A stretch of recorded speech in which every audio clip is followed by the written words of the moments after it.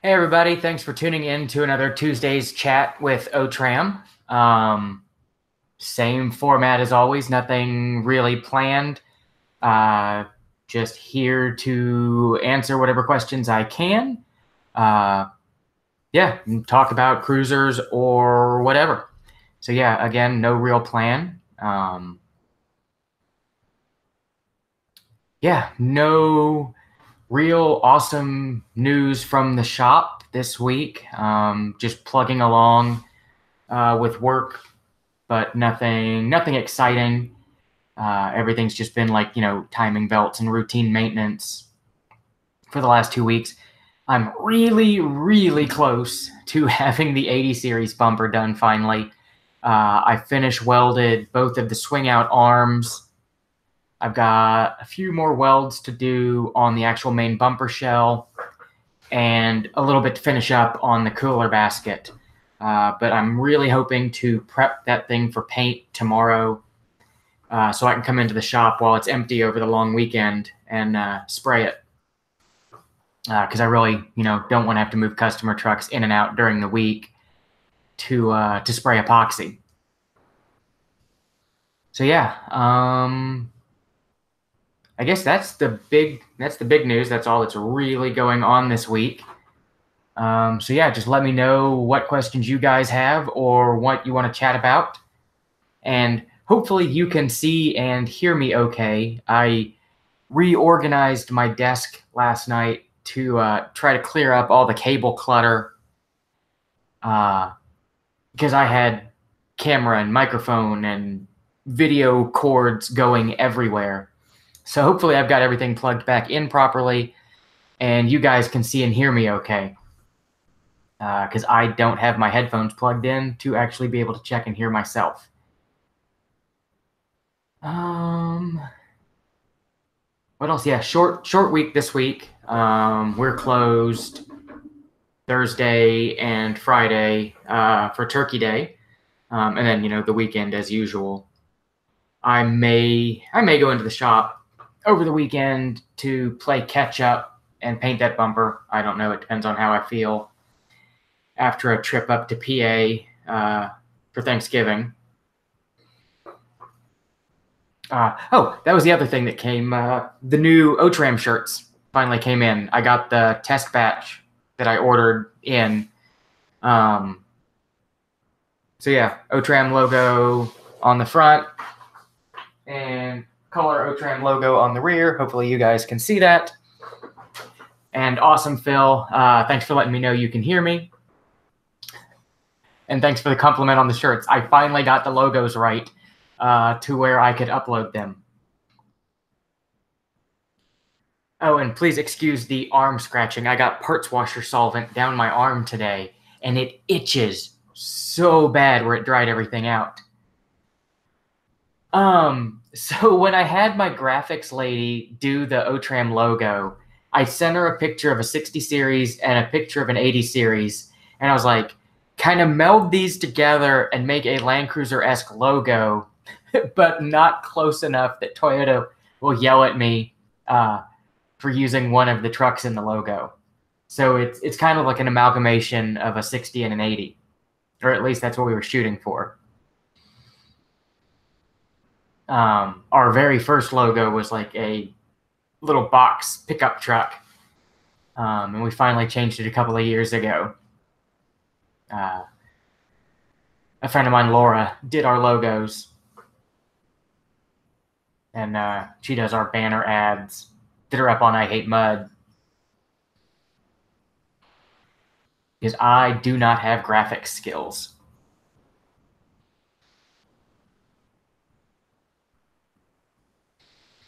But yeah, so we finally have Otram shirts. I ordered a couple in to the shop, for us.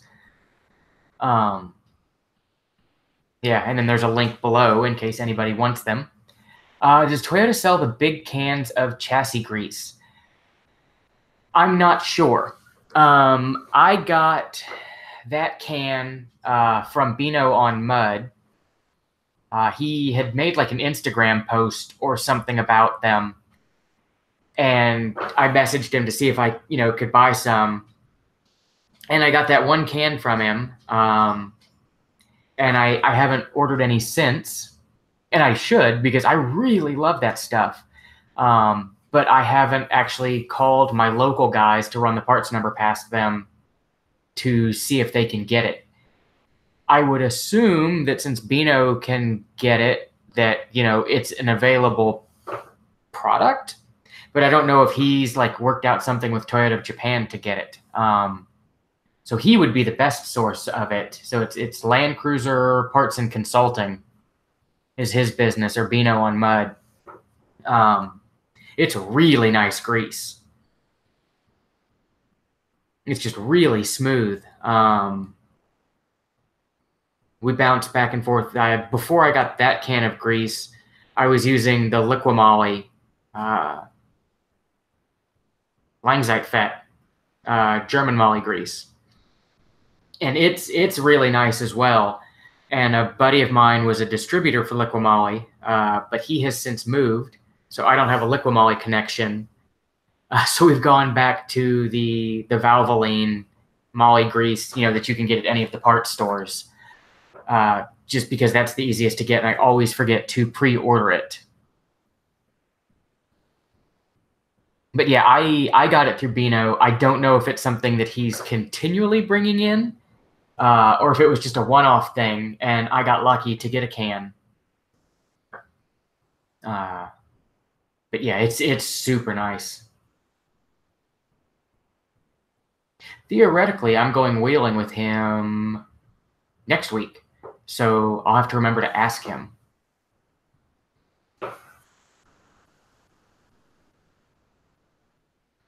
That's if I actually give myself some time off from the shop and go up to Roush and meet everybody to go wheeling.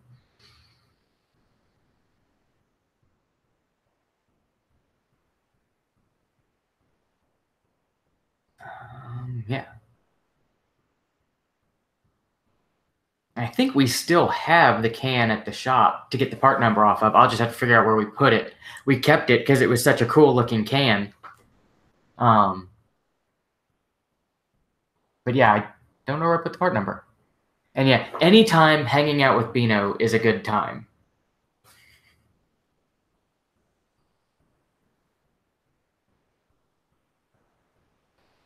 I'm pretty sure Beano would make a funeral fun.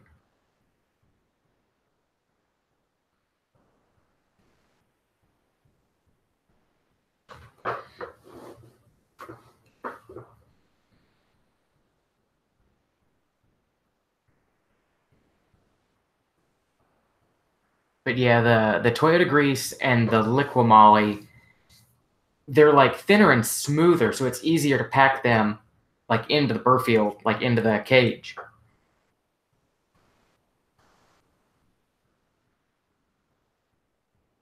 He used to live out that way. I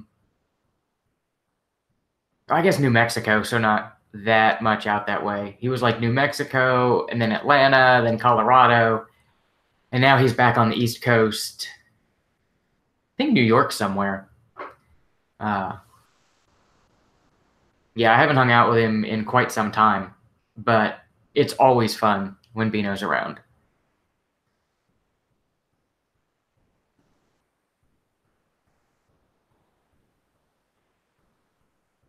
And a really good dude for those parts you just cannot find.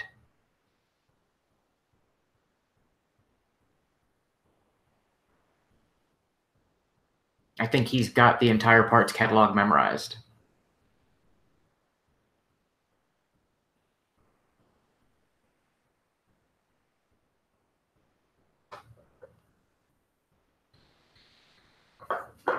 Um, 2000 Land Cruiser heated seats aren't working. Any possible solutions? I haven't gone through diagnosing those yet. But I had a 100 series, like I had the center console and the seats out of it working on the rear heater fan last week. And when I pulled the center console up, the one of the heated seat switches, I think it was the driver's side, the plug was completely melted out of the back of the switch. Like it looked like it must have caught fire. Like there was char marks all under it. I don't know if that was a fluke or if it's something common. I've never had anybody come through and have me diagnose heated seats. So I haven't looked that deeply into them. I would assume they have their own fuse and relay, so that's where I would start. And the 100 series I was messing with last week, his complaint was the rear heater blower fan didn't work. So I pulled the seat to get access to the fan, and it was only getting like 1 volt to the fan motor. And I knew I had 12 volts at the fuse. And so, it's like, okay, well, the wiring in between the fan and the fuse block is bad, or the relay's bad. So I pulled the relays for them are on the back side of the fuse panel in the kick panel. So you got to take the whole fuse panel out to get to them. Pulled that out, expecting to find a bad relay, and actually found no relay. I don't know if somebody had been in there before and had pulled the relay, or if it just never had one. My guess is, because it looked like somebody had been through the center console and had all that loose, my guess is that somebody went in after the heated seat fire, thought they were pulling the heated seat relay and pulled the rear heater relay instead. But I don't know the history of the truck. So my first gut feeling is I would check the backside of the switches to make sure they're not melted. I'd check the fuse first. Check the fuse. And then the switch is probably the next easiest thing to check. And then the relay. Because I'm pretty sure, there's only one harness going up to the bottom of the seat. So if the power seats are still working, then the seat heater is still plugged in. Or at least that would be the assumption I would go off if I was troubleshooting.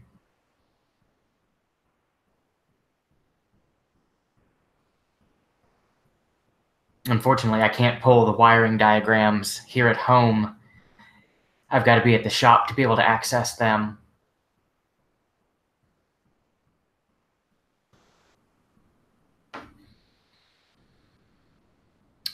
I have no idea.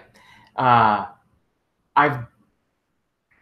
think I've done a head unit in 100 series. I've either installed one or put one back in after pulling the dash to do heater core. But I don't think I've ever pulled speakers out of one. I don't know. In the past, I've always used like Crutchfield, Crutchfield.com. They've got a great tool that, you punch in your vehicle and it tells you, everything that they stock that fits. So I'd try them, because they're going to have, well, I haven't used it in years, but they used to have the most comprehensive list of, everything stereo-wise that fit. Can you switch a 470 stereo into a 100 series? Again, I've never done it.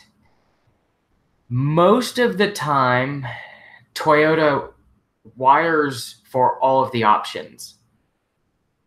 So the wiring for the 470 stereo is probably there, but I've never actually, tried swapping between the two. I would assume there's like amplifier differences and things like that. But like I had an old Supra in the 90s and it didn't have the computer controlled shocks, but all the wiring was there. And like the non-E-locked 80 series, the wiring harness is still there in the truck, even if you don't have the lockers. So I would assume they did that also between the 100 and the 470. Best daily driver tires for the 100 series. We don't do tires at the shop, so I'm not super current on what folks are running. The old standby used to be Michelin LTXs. I worked at a shop for years in the early 2000s, and they put the Michelin LTXs on everything Land Cruiser. I don't know if that's still the reigning tire. I know a lot of people are running, I think, Nittos. I see a lot of Nittos come through. We still see quite a few Michelins. We've seen a bunch of set of Coopers lately. But yeah, since we don't actually install tires at the shop, I don't pay a whole lot of attention to what people are buying. Because most of the time, we lift them or we do service, and then they go to their local tire dealer to get tires. I've looked at getting a tire machine and balancer, but the shop is so cramped right now with all the equipment we've stuffed in there. There's just no room for tire equipment. Possibly when we take over the other side of the building, I'll add a mount and balance setup so we can start doing tires in-house, but we haven't yet, so I'm behind the times on what's good.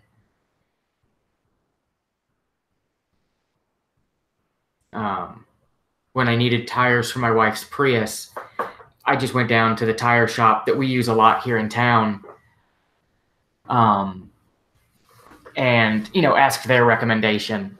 So if you have a trusted tire shop, I'd check with them. Again, I haven't paid attention. I don't think the 100 series requires premium gas. If it says you can run on regular unleaded, you're fine to run on regular unleaded. Premium usually has better detergents in it, and stuff like that. You won't really see a power difference, though, being as it's computer controlled, and you can't play with the timing to adjust for the higher octane. Like my old 87 4Runner, I run mid in it, but I've got the timing way advanced to take advantage of it. My little Subaru that I ride as my daily driver, I run premium in it, but only because I seem to get better gas mileage. And the better gas mileage seems to be outweighing the price difference in running premium. And it just seems happier on it. But it doesn't have to run it. I know the supercharged trucks, you have to run premium. But I'm pretty sure the rest of them you can run, there's no issue with running regular. You might notice a little bit of difference with premium. But, I would doubt it. If you're going to run it, it would be more for the better additive package. Hopefully that makes sense.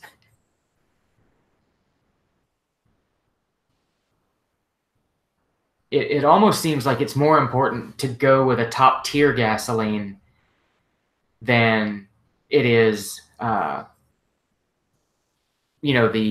octane rating if you're doing it solely for cleanliness.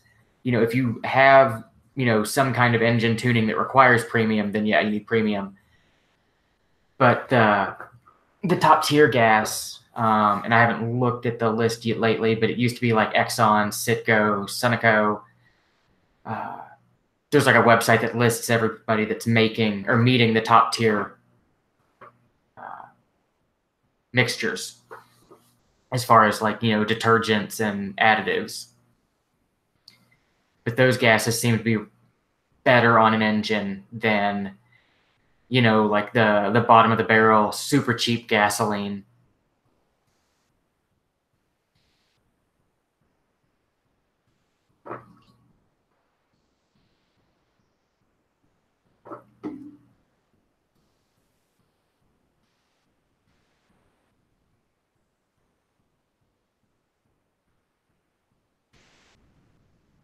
But yeah, your owner's manual would say for sure, but I'm pretty sure you're okay with regular.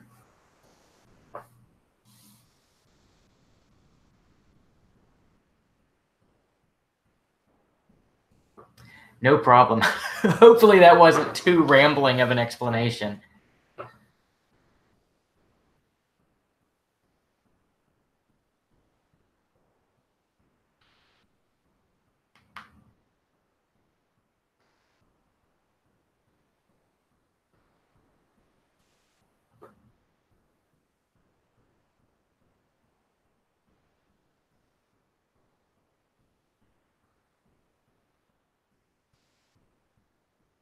And hopefully the cracking sound my neck just made didn't come over on camera or on the sound. It does seem like the 80 series have been going up for a while. It almost seems like they're maybe starting to level out. I was talking to one of the guys at the shop a couple of weeks ago about it, and we thought they might be leveling out, but then like there's a bone stock like 96 sitting in a field not too far from my house with a for sale sign. It's bone stock, mismatched tires, not in the greatest of shape, and they've got 17.5 on the window, which just seems absolutely insane. But if the market will bear it, I guess. But yeah, they might still be gaining slightly, but it almost seems like they're starting to level out. I'm hoping they're going to level out or start dropping soon, because I won an 80 series, and I should have jumped on it and bought them, bought one 10 years ago when they were still cheap.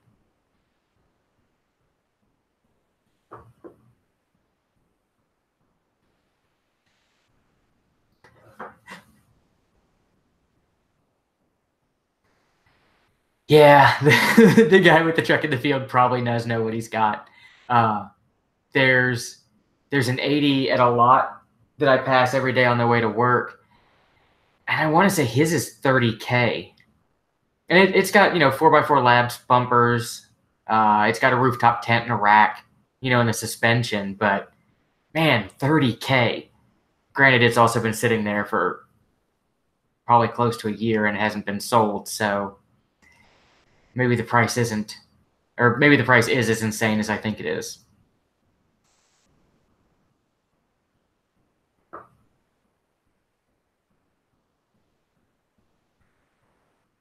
Rear is up 2 inches, front is up 1.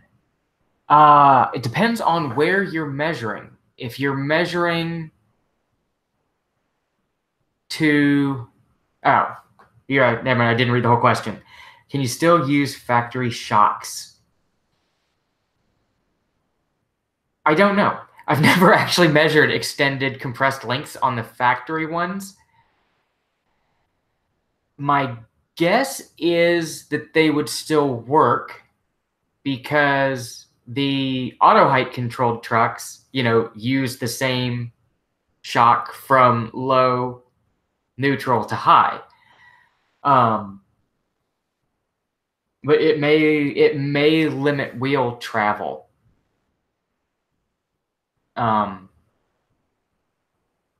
Yeah, I've never measured. Most of the time when we take shocks off 100 series, they're so rusted that we cut them in half to get them off. So I've never actually measured the stroke length to compare them to an aftermarket lift shock.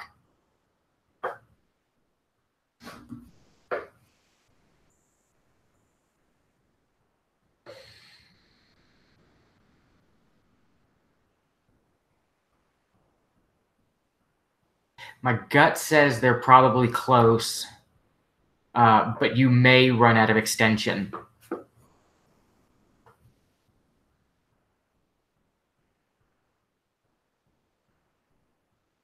Well, I guess, in the front, it's IFS, so you're just cranking the torsion bars to get more. So you're really just moving the neutral point. So I don't know, because even if it's not like the old school lifts where you put spacers to drop down the lower control arms, the lower control arm and the shock mount are still in the same relation to one another. So the front, should be fine. The rear, it may limit your droop. I would doubt it. I would guess that you're going to run into binding in the suspension before you run out of shock travel, but I haven't actually verified it. I'm sure somebody on the internet has the stock stroke length, like extended compressed numbers, posted. Um, and I would look for that. Like suspension binding, like because they're captured rubber bushings, when the axle articulates, there's a point to where the bushings just won't roll over anymore, and you run out of like the suspension joints are what limits the travel. Um, that's why like the rock crawler buggies have Heim joints. It gives them more misalignment in the suspension. Sometimes, like when we're doing larger lift springs, more on the 80s than the hundreds, you've got to crack the lower control arm bolts loose to let the control arm swing down some more to give you enough room to get the new springs in, because the bushing is bonded to the outer sleeve and the inner sleeve, so it's only got so much that it can rotate before it starts to tear at the bushing.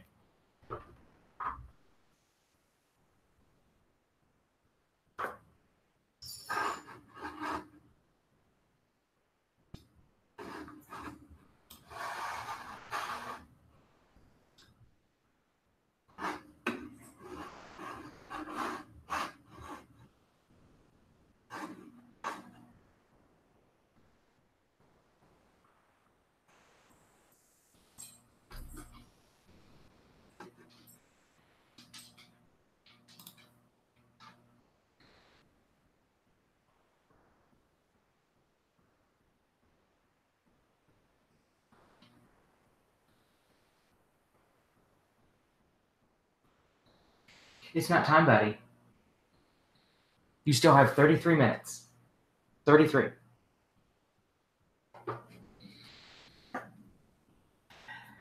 I've got a couple of customers that use fluid film for undercarriage protection, and it seems to work really well.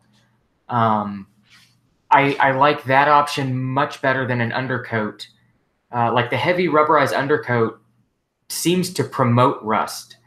It seems like the trucks that have been undercoated that we see are rustier than the ones that have just been left to factory devices. Because the rubberized undercoat, if it gets a pocket behind it and moisture gets in there, you don't see the rust until it's too late because the undercoat's actually hiding the rust. Where something like, spray paint, if something damages the coating and you start getting rust, it's going to flake the spray paint off. And then you can see that there's a rust problem. Same thing, fluid film, it's going to seep in, it's going to protect the metal, but it's not going to trap water, dirt, bugs, and it's not going to hide an issue. So a lot of times we just spray paint stuff underneath because it makes it easier to see a problem if one should arise. Fluid film is a very awesome option. And we've got a couple of customers that do it, and their trucks are super clean underneath. I don't do it at the shop just because I absolutely hate the smell. And when you do it in the shop, it seems like it takes, a couple of weeks to get the smell out. We did it once, and there's still slippery spots on our lift where we got overspray on there, and it hasn't worn off yet. It works really well at preventing rust. It just smells terrible. I absolutely hate the smell of it. And if it's on your truck, it dissipates after a couple of days of driving around.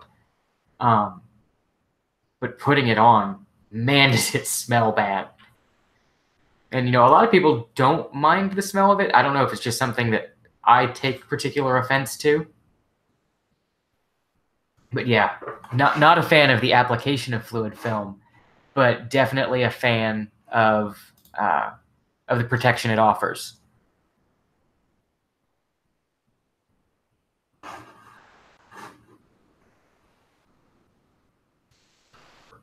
And I would definitely go that route over like a spray-on rubberized undercoating.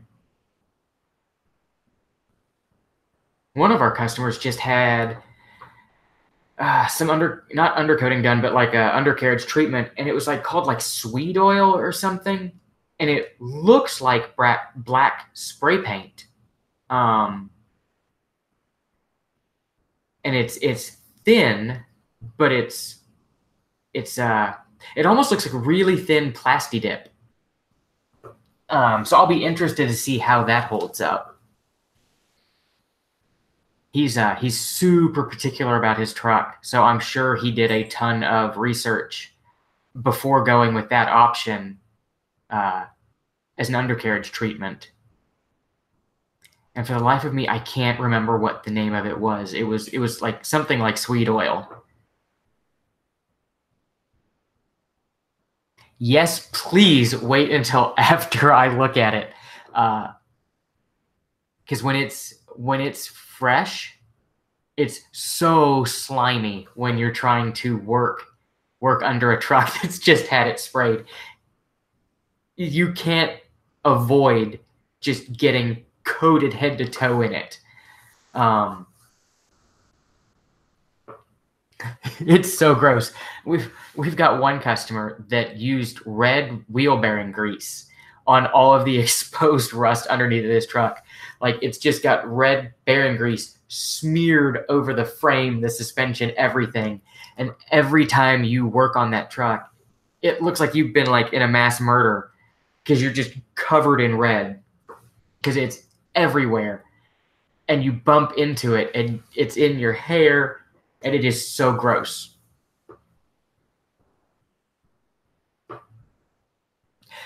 That is the greatest description of what fluid film smells like. I'm not going to repeat it on the chat. But yeah, I always tell people it smells like boiling sheep. It smells a lot like what I assume haggis smells like when it's being cooked. Although haggis is quite tasty.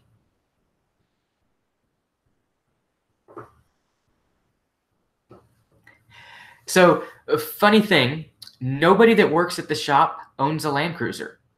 I've got a 4Runner, a Prius, a Camry, 4Runner, Prius, Camry, and a Subaru Forester.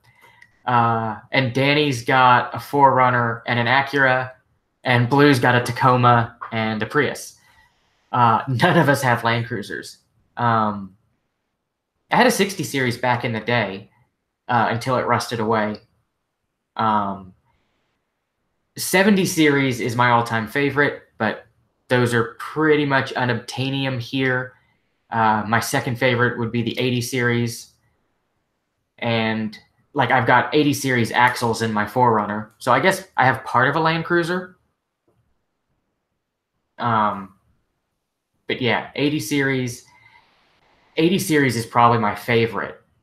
And I don't know I can't remember who built it, but somebody did the ultimate. It was a 60 series body on an 80 series chassis and suspension with the V8 from 100 series. And that would be like the cream of the crop, except for replace the 4.7 with the 5.7 out of the Tundra. But yeah, I love an 80 series. I've also got a soft spot for the 80s pickups and 4Runners. I've had a couple of them over the years. And I've had several of the 80s, early 90s Toyota sports car varieties. I wish I'd never sold my Supra. Or my Celica. I had an 81 Celica, and that was one of the most fun cars I've ever owned.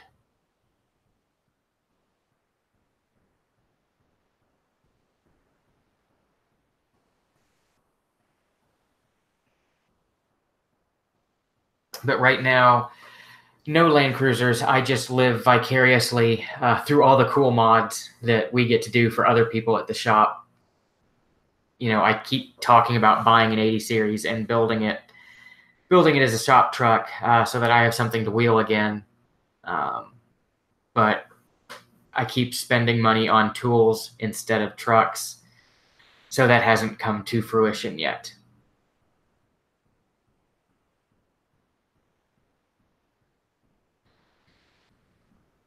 I should start a GoFundMe page to get a Land Cruiser.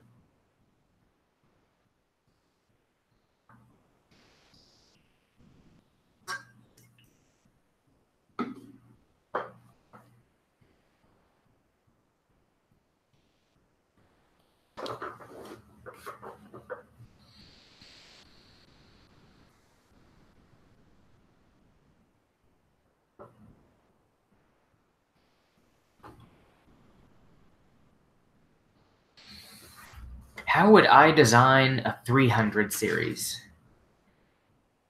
You know, ideally, I'd go back to having solid axles, like the 80 series did. So basically, I would do 80 series with a 5.7 in it, but with a little bit more modern styling. But full float, solid axles, with locking diffs. The option for a manual transmission. I don't know. I much prefer driving stick to automatic.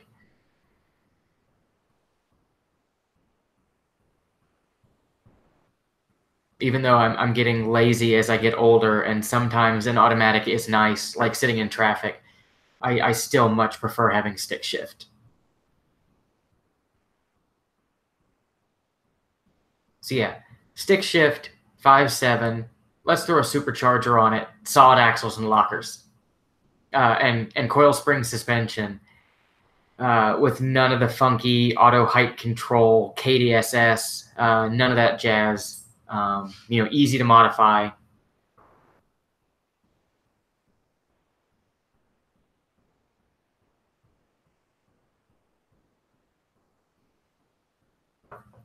I need sponsors. That is a great idea. We started a Patreon page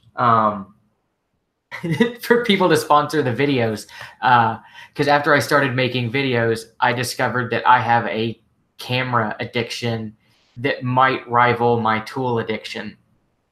And yes, lots of cup holders.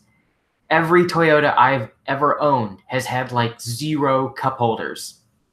At least the 100 series and the 200 series, finally moved into the 70s and got cup holders.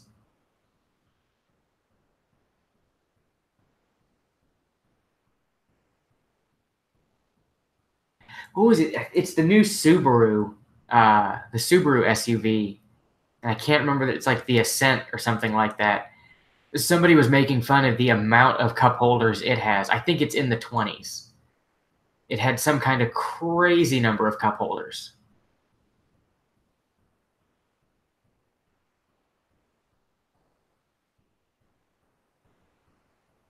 And I'd bring back the AC vent that is directly below the steering wheel pointing at the seat. That was one of the greatest inventions, one of the greatest inventions in the old 80s mini trucks. It was awesome on a hot day. 19. That is a lot of cup holders.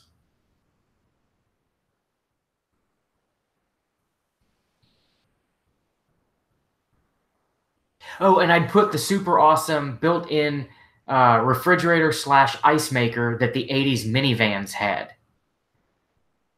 That way you can keep all your chocolate from melting when you're wheeling in the summer.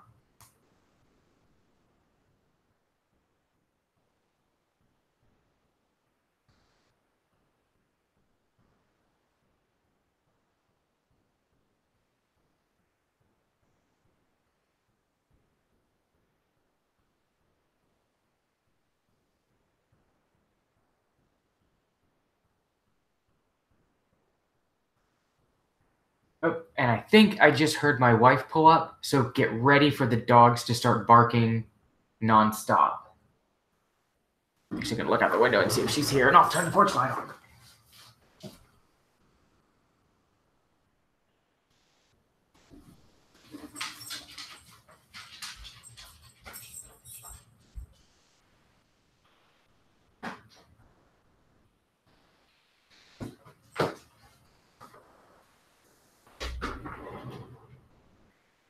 Yeah, maybe it was the neighbor.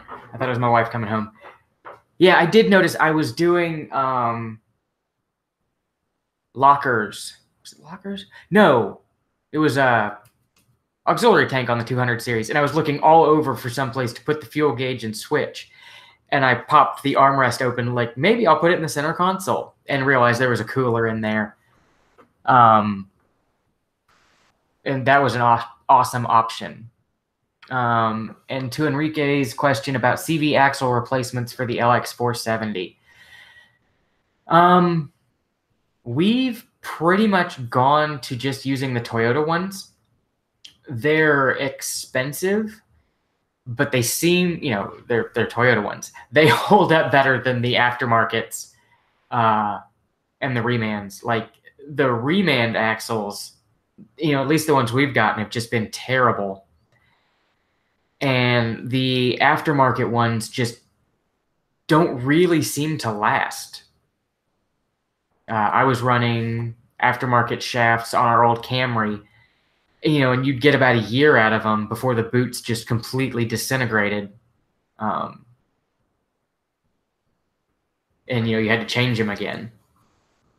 So we've gone to just doing the factory shafts.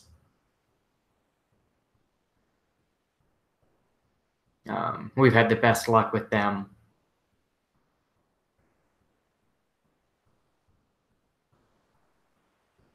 Although I want to say it might be Trail Tailor that I feel like I saw they were coming out with like an upgraded axle shaft for the 470. I feel like I saw that in there when he was talking about he's doing upper control arms as well. I don't think they're out yet, but I think it's in process. So that would be awesome to have, another high quality option.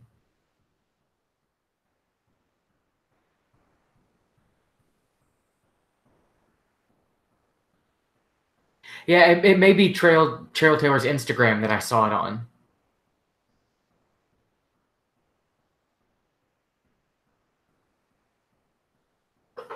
I'm terrible about making the time to go on the forums and keep up with everything.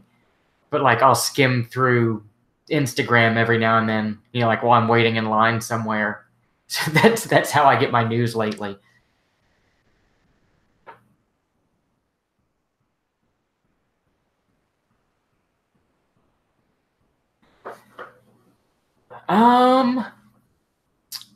Would it be easier to do a 100 series auxiliary tank with the rear axle already out of a 100 series? I haven't done a 100 series auxiliary tank install yet. I've done the 80 series and I've done the 200 series, and on both of those, there wasn't a point where I was like, man, the axle's just really in my way.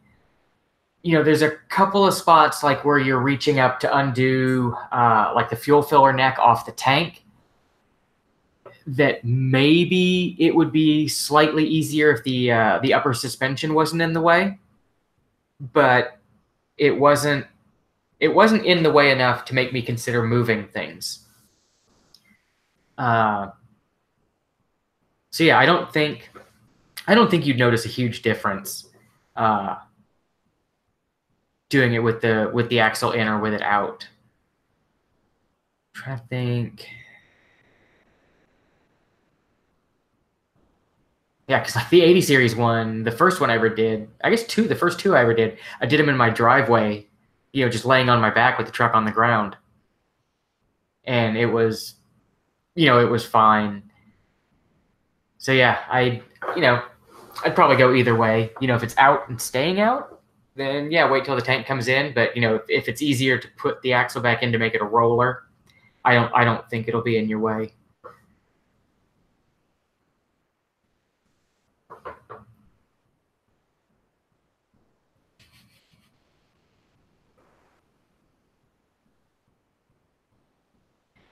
Yeah, I think I've got a 100 series auxiliary tank headed my way soon. So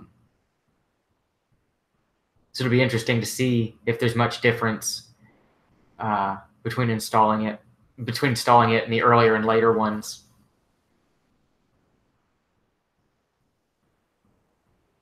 The long range tanks are super easy, or not? I guess not super easy, but they're really nice to install. They've thought through most of the hangups, and at least on the 80 series, it's a lot easier to do the long range than it is to do the factory retrofit.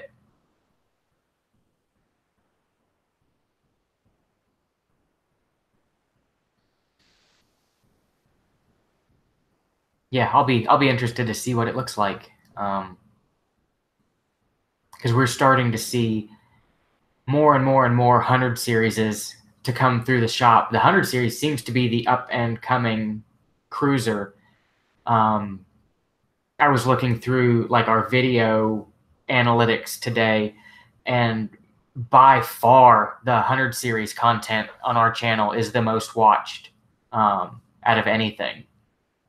Like it quadruples the next nearest series as far as watch time and views.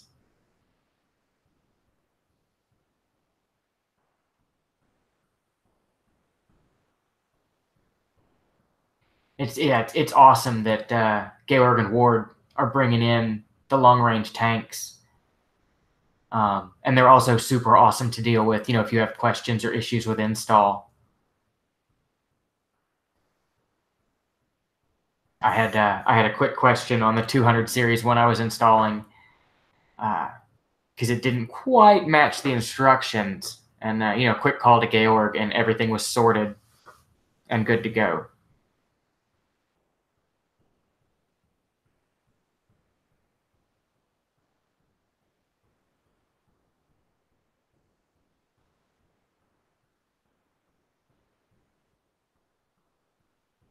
I use Cruiser Brothers for quite a few parts, and just have always just had phenomenal service from them. Cruiser Outfitters as well. Kurt and Bryce are always on top of things too.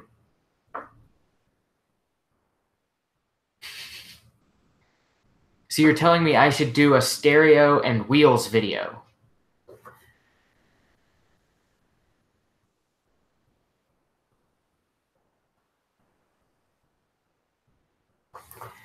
Yeah, we need to get like everything we see 100 series is like all the time for timing belts.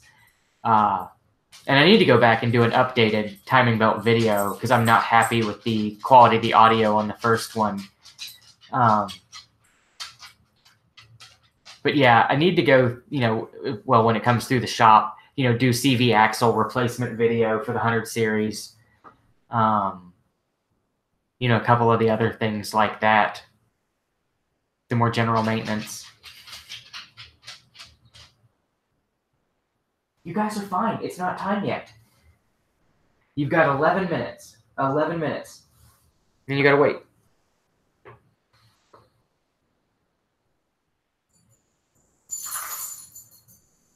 The dogs know that it's chat time, and that means that dinner time is coming soon. So they keep tippy-tapping and waiting behind me.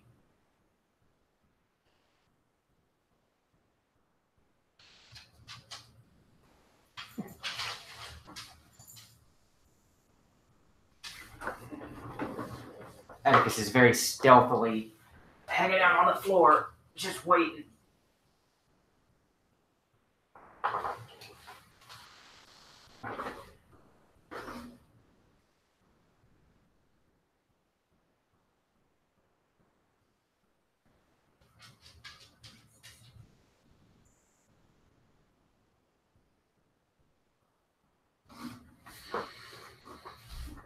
Cool. Thanks for tuning in. Have a good one.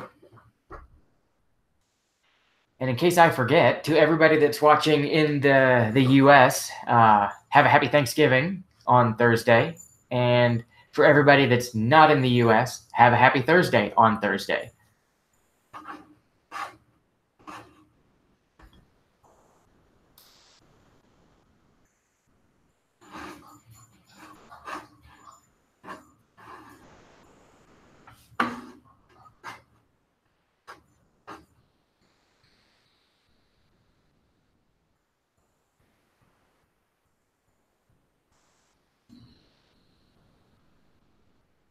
we're making a quick run up to Altoona, Pennsylvania for Thanksgiving. We're riding up Thursday morning, having Thanksgiving dinner, and then driving home.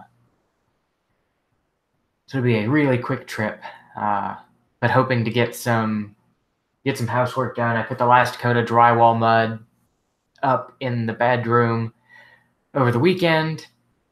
So just got to sand that and paint, and the bedroom will finally be back to being whole after I tore it apart a year ago to put new windows in.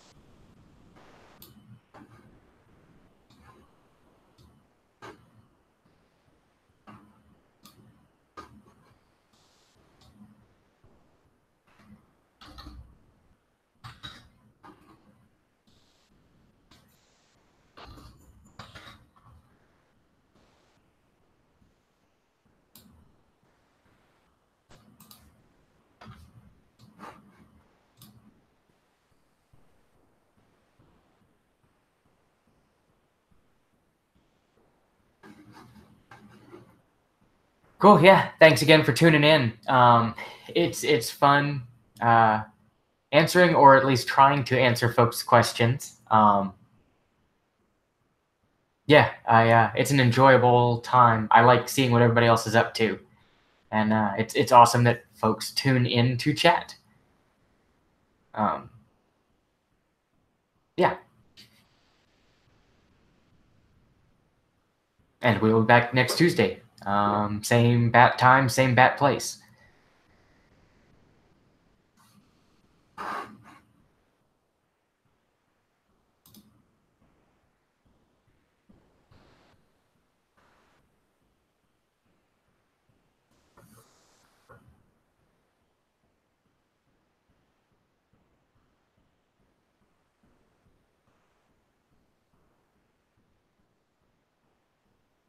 Yeah, and if nobody's got any more questions, I may knock off of here a couple minutes early. But if you still have questions, I'm happy to answer them. But yeah, if it's just gonna be me staring awkward into a camera, maybe I'll leave a little early.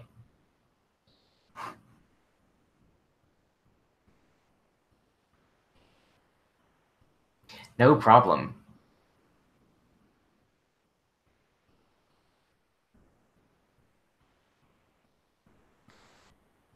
So yeah, I guess I'll sign off a little early.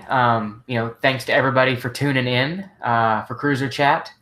I'll catch you guys next week, same time, same place. If you haven't already, please subscribe below. And if you're interested in helping the channel grow and get better video equipment and stuff, please consider hitting our Patreon link down in the description. I'll see you guys next week. Thanks much.